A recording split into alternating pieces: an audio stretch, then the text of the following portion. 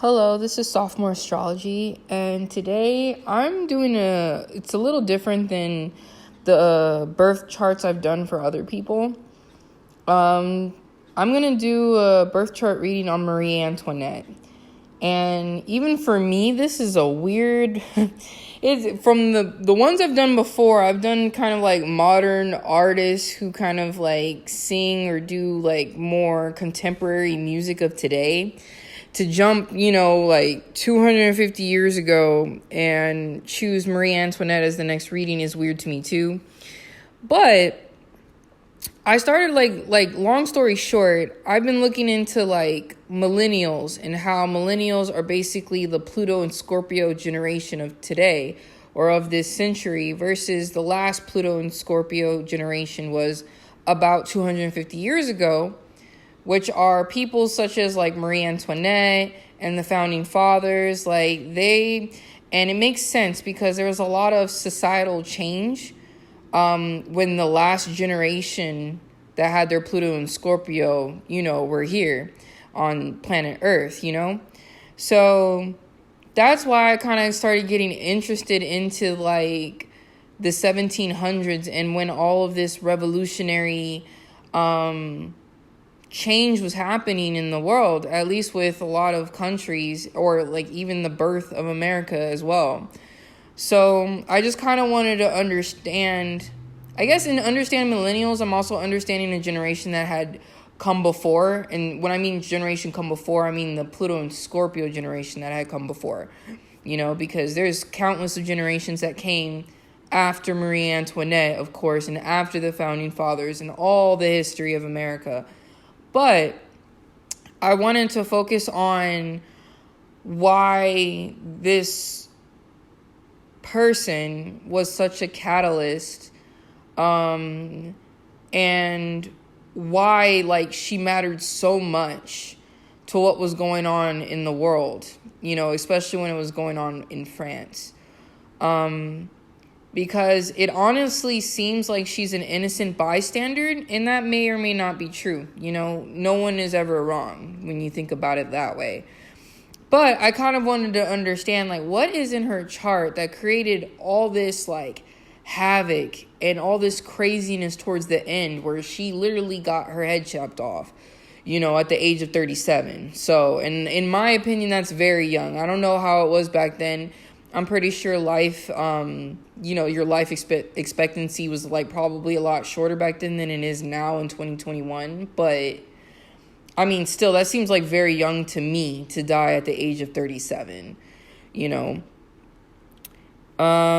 So yeah, let's just get into it because right off the bat, I'm going to say that some of this is a little skewed, a little off. I think there are some things that are pretty much solid about her chart, but the rising sign is I don't know if anyone knows what time she was born, but I did see this one website and it said that she was a Cancer rising, a Cancer ascendant. And I kind of believe that to be true.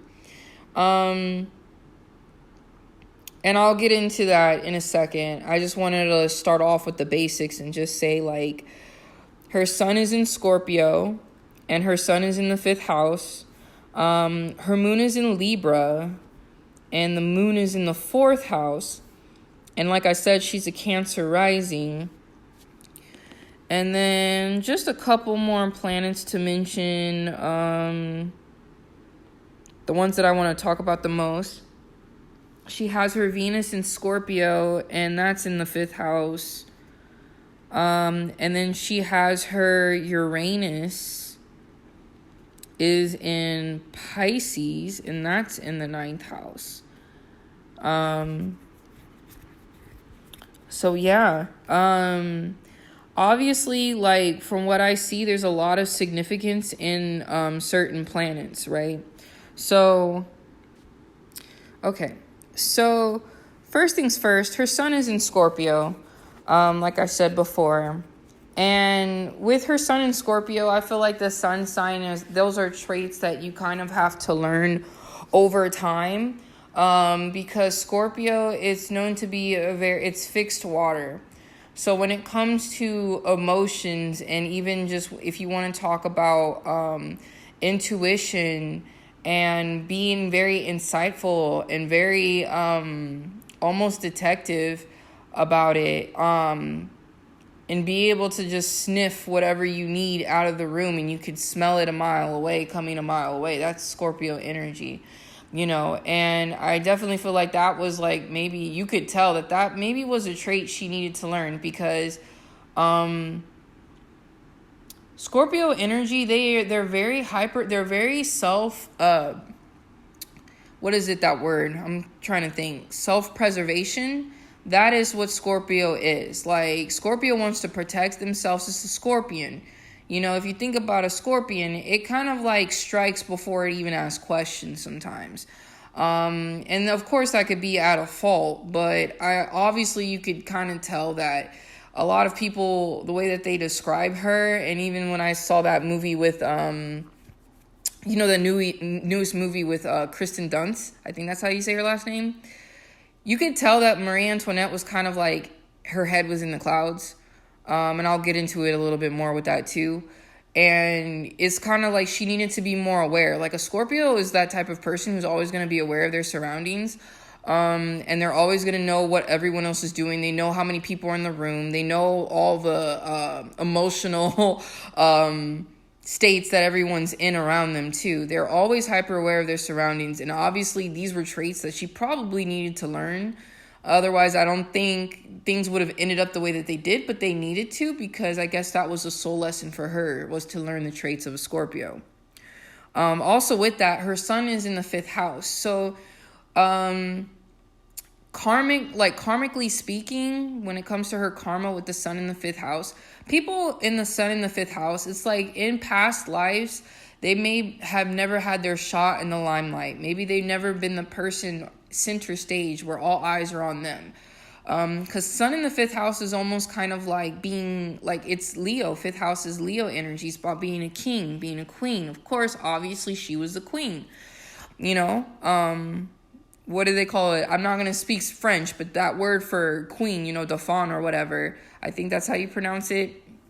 I don't know. I don't speak French. But you get my point, where it's like, she was literal royalty. And her sun in the 5th house basically kind of shows her karma in the fact that maybe she's never been that person to have that much attention on her. Because even in the movie, I don't know how historically accurate, but she was very shy, and she felt like being royalty was a lot. It was a lot of things and a lot of weight put onto it that maybe she wasn't accustomed to.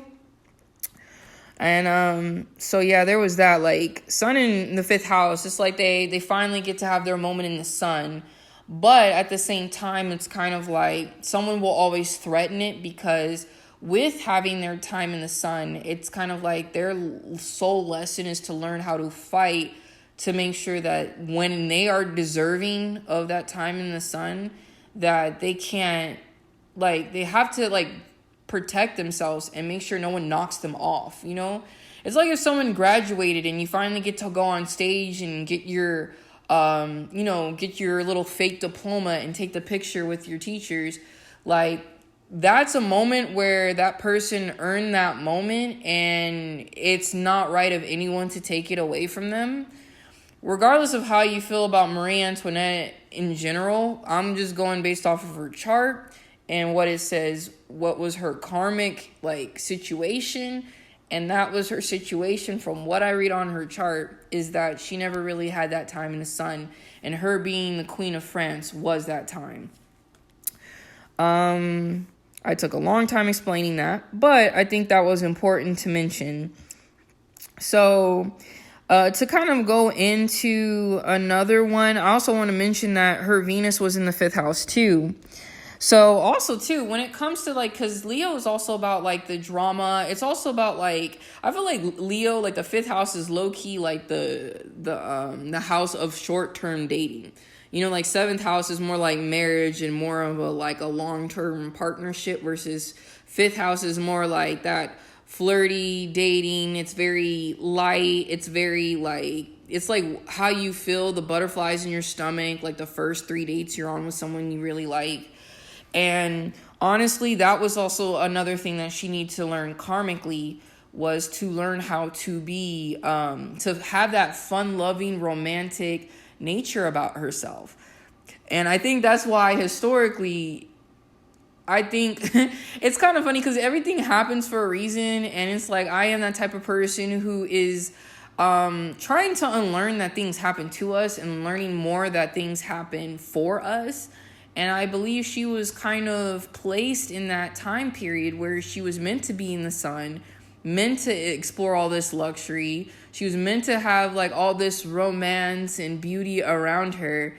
And it's just interesting how that was her, like, that was her sole lesson versus like everyone else in that country were like starving. And it was getting really bad. Like, they were taxing the people like crazy. And it was crazy in this whole societal upheaval. And I don't think she was prepared for that because, like, honestly, when I'm looking at her birth chart, her soul contract shows that she was meant to enjoy many of these things. You know what I'm saying? So, to continue, so her sun squares her Neptune. So this is someone who is like, she was, I guess there were parts in the movie where it says that she was empathetic and she kind of did give too much of herself. But it's also, too, with the sun square Neptune, it's like this is a person who keeps their head in the clouds. They are not based in reality at all. This is also a person who could very much well get into drug use and everything like that. And I think in the movie, maybe I don't remember. I should have watched this before I did this video. But it's like she did absinthe, you know? And that is definitely makes sense because, like, she's that type of person with that, at least with the aspect I'm seeing, that could easily get lost in drugs and in dreams and in another reality altogether. And then also, too, it also, like, even, like, makes that more significant is that she has another aspect, Venus squaring her Neptune, where it's like fantasy over reality any day. You know, it's like I guess her soul lesson was to learn how to be more rational and be more practical and thick-skinned. Because even then, I even saw that her North Node is in Virgo and her North Node is in the 3rd house. So for her, you could definitely say that her sole purpose here was to focus on being practical, being in the reality of things, understanding how to be more task-oriented, and not as much like once you kind of know what the dream is, you know what the goal is, you know what the final product could be. After you envision the final product and know the possibilities of how things could be, Virgo is the opposite sign that could kind of put it into reality and put it into something that is real and tangible. And that's obviously something that her soul needed to learn because her head was way into the clouds. I know a lot of people, like, I kept reading like historical sites talk about her and stuff like that. And when they said she was tone deaf, that was like an understatement of how much she was not based in anything that was happening around her. So there's that. Also, too, I wanted to mention that I know I'm kind of all over the place, but I'm kind of trying to paint a picture. Whereas, like, her Uranus is in the 9th house, you know, and then also, too, her Uranus is in... The planet Uranus is in Pisces. So for her, it was kind of like, you could kind of almost say with her Uranus in the 9th house, it's like the 9th house is about, the 9th house Sagittarius is actually, in my opinion, because I think it's easy to kind of consider the water signs, you know, Pisces, Cancer, Scorpio, and Pisces. I mixed the two, Pisces. But all those 3 signs, you know, it's easy to kind of say, oh, those are the intuitive signs, those are the spiritual signs, But like Sagittarius, and I've heard other people say this too, that Sagittarius is a very spiritual sign. In that, like, Sagittarius is the guru. You know, Sagittarius is that sign that kind of like, it's mutable fire. So it's very adaptable in the way of understanding how magic flows and how it works. And it's almost like Sagittarius, honestly, to me, kind of gives like, I know traditionally people say like if you're into tarot, the Hierophant is usually Taurus, but I feel like the Hierophant is also Sagittarius, because if you talk to Sagittarius, they're very knowledgeable. And it's the 9th house, so they've kind of been in it. If you want to talk about like from the Aries being the babies and Pisces being like the whole spiritual transcendent Jesus archetype, the 9th house is like is pretty learned compared to other signs, you know. It's kind of like, you know, they say that the archetype of Sagittarius is the wild horse. And the thing about being wild, it's like you're wild once you're truly wild when you really understand how all the rules go, and you understand philosophy, and you understand how the world has been and where it's going, and you understand everything going around you. And if you don't, that's the thing. Uranus, chaos is going to be set loose. And obviously, like, her lessons were kind to, like, obviously the biggest life lessons you could say that she learned is when, you know, shit literally hit the fan for her. And she had to learn very quickly that she was not up to current events. Like, just in my normal life, like, I see a lot of Sagittarius, and Sagittarius always want to be up to date on the news. They always want to know what's going around them. They want to know what's going on in the world, in their country, their city, their state, like whatever you want to call it. Like, they want to know what's going on with them, because Sagittarius is long distance, and it's also a very visionary sign. And obviously, like, if you're not like Scorpio and Sagittarius, those are two people who kind of like want to know the current events and want to know what's going on. Because in that way, like, if there is chaos going around, you know, like, you know, the way Marie Antoinette was kind of like this Venus square Neptune and Sun squaring the Neptune and all of that stuff, it's almost kind of like she would be that person to book a trip in Florida literally when there's a hurricane happening at the same time. You know, she's that type of person, versus like someone who's a Scorpio and Sagittarius. Scorpio is going to want to protect themselves, and Sagittarius wants to be up to date on all current events. So yeah, those were definitely signs that she needed to learn from. But I also wanted to mention that I think the biggest thing too why people didn't like her, especially when it came to that whole like let them eat cake scenario, and it's like, I'm not saying, like, I always make a disclaimer at the beginning of the video so far as to, and even when I do charts on other people or chart readings on other people, it's like, I don't know all of who you are. Like, I don't know all your genetics. I don't know all your, you know, how you were raised. I really don't know you as a full person. All I could do is look at the chart and see what the relationships are between planets to kind of guesstimate things, you know? And, what I see here is when it came to that whole let me eat cake thing, not to say that I know this person, obviously I wasn't like, who knows? I don't know where I was in a past life when she existed, but I think it's very interesting that like people were so upset and so quick to believe, even if she didn't say it, and I think a lot of historians say that she didn't say it. It's kind of almost like it didn't matter, because it was kind of like your actions speak louder than words, I believe, in this scenario, obviously. Because it was kind of like the aspect of her midheaven squares Mercury. Now, this is a person whose mind is always running. You know, she probably did have anxiety or anything like that where she couldn't turn her mind off. You know, maybe she could have had panic attacks or something like that, because she had a very vivid imagination. And the thing is, though, with having this midheaven square Mercury, it's also someone who is prone to cause like, or at least attract controversy and scandal. This is a person that like her ideas might be so out there that they might take people off guard and be the topic of gossip for the day. Because people, I think, I read a little excerpt about her and saying, and it's saying that like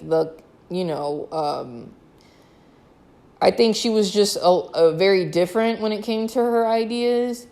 And it kind of like when you're, I guess, how do I say this?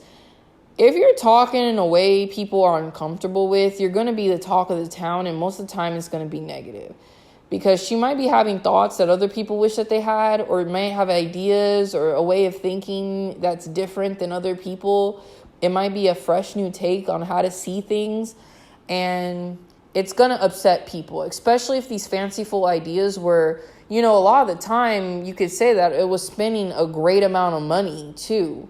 And it was spending the country's money on these grand ideas. And that's cool and all, but it's kind of like, it's like, once again, it's tone deaf with the situation. But like, this is a person who's going to cause a lot of people to have other people talk behind their back. This explains why her reputation was ruined. And all they had to do is just say, like, let them eat cake and make it sound like something she said, because she had such fanciful ideas, It was easy to kind of put that on her and create that persona of her. And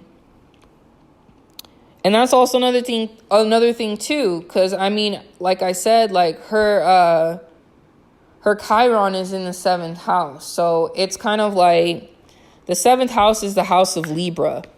So what her lessons would be to deal with like diplomacy, injustice in business, and even like even sharing and stuff like that, and being fair. And it's like she's going to attract people who are not those things, who don't want harmony, the people who want to like throw the table upside down and cause havoc, so it was kind of like she's going to learn all the disharmony and all that low vibrational energy when it comes to relationships and people and everything like that, and getting along with people. That was just kind of like the I guess the soul wound that she had to experience. And then just real quick too, and I just wanted to know, I'm like, okay, so what was crazy was like I said, at the end of her life, like the way that people came to that castle, like I know it's just a movie, but from what it sounds like it was bad. That people just came to the Palace of Versailles, and they just came, and then they just totally turned that whole, it just went upside down so quickly. She had a life of like complete luxury. And I've never been to that area, but from what like the people I've talked to and just researching that Palace of Versailles, it's like they had like gold in the walls. Like, it's just the luxury and the amount of money they put. Like every room was like extra with gold here and the top of the line this, it's kind of like, it's like that type of luxury is kind of upsetting to people who are losing family members because they can't buy bread because they keep getting taxed to pay for another country's war. I could understand that being very upsetting to people. And the Uranus, she had a placement I want to talk about. Uranus squaring her Pluto. So it's like she wanted to be exceptional. You know what I'm saying? Like the sun in the 5th house, it's like she wanted to, and she had a right to, and she had a soul urge. It was a very deep soul urge for her to want to be in the limelight, to be exceptional, to feel special. You know what I'm saying? Even just being a queen, maybe she even wanted to be more special than other queens, And with that, though, it's like you get excluded from society because it's very subjective. It's very I don't know. Like, I hate the word self-centered because it's not always like it's like the connotation already kind of ruins the word before I even really want to explain it. But it's like, I guess that's the best way to say it, is that she was very like self-absorbed, but it was like it had like a splash of Neptunian energy on it, where it was like a dreamy self-absorbed. Like, she doesn't even know how self-absorbed she is. She's not even aware of how bad it is, you know? But I wanted to mention the biggest thing, though, is like that Uranus squaring Pluto. It's like she was obviously capable of, she had grand ideas. It wasn't just put in the right direction. It's almost like people could tell that she had the capability to be like she was meant to like learn to be practical and being very task oriented. And honestly, too, with all this, like the North Node in Virgo, it's like the Virgo is, I consider it as a healer in itself, because Virgo is able to kind of look at something and really pinpoint details that need to be fixed. And it's almost like she had the magic within her. With all this Scorpio energy and everything like that, she had the ability to really like hone in her magic and kind of focus it if she really wanted to, you know? But the thing about like having karma with Pluto, with having all this Scorpionic and Pluto karma, it's like, and also too, I also didn't mention too that like, I guess with her Uranus being, not her Uranus, but her Uranus being in, I believe it was in Aquarius. Let me double check real quick. No, it wasn't in Aquarius, but it's like her 8th house. Aquarius is in her 8th house is what I meant to say. Her Aquarius is in her 8th house, which is kind of like, Uranus in Scorpio, or Uranus in the 8th house. And with that, it's kind of like she was meant to experience very deep wounds, especially when it came to society and societal change in her community and just like groups of people.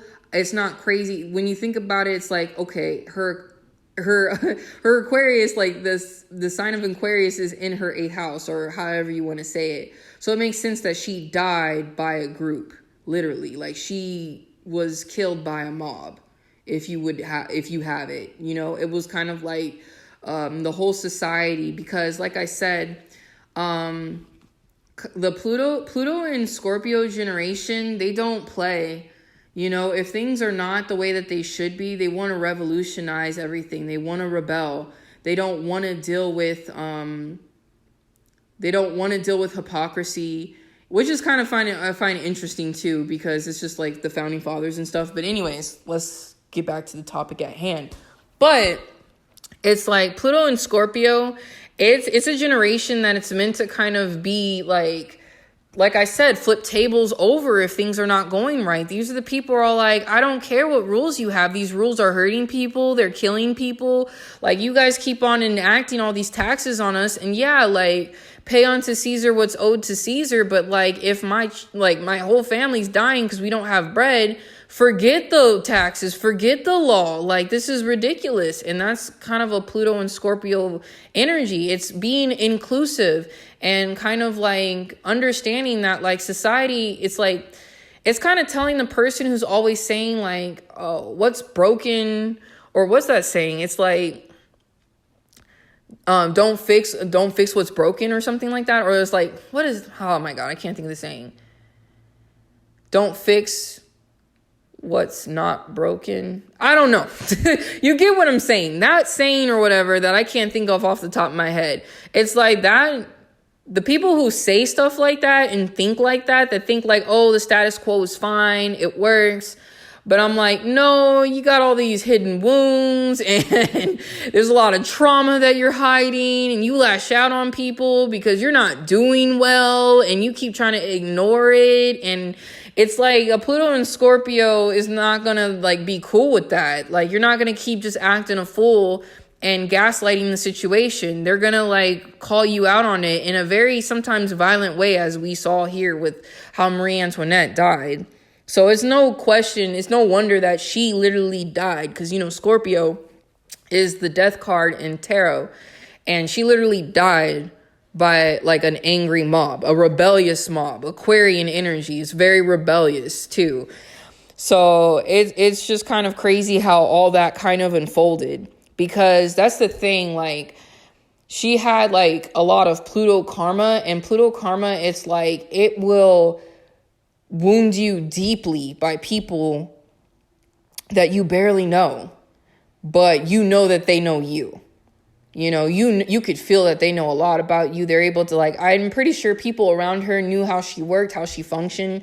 But all that Neptunian energy kind of like put a cloak on her eyes and gave her intense rose-colored glasses, when literally the whole nation is basically going through death and loss and betrayal and like intense vulnerability and death all around them. And excuse me. But yeah, I just kind of thought it was crazy, her as a person. It kind of makes sense. And two, with that, with her, just a final mention, her Venus in the 5th house, she was married to the king. And honestly, people with Venus in the 5th house, was it Venus in the 5th house? Hold on.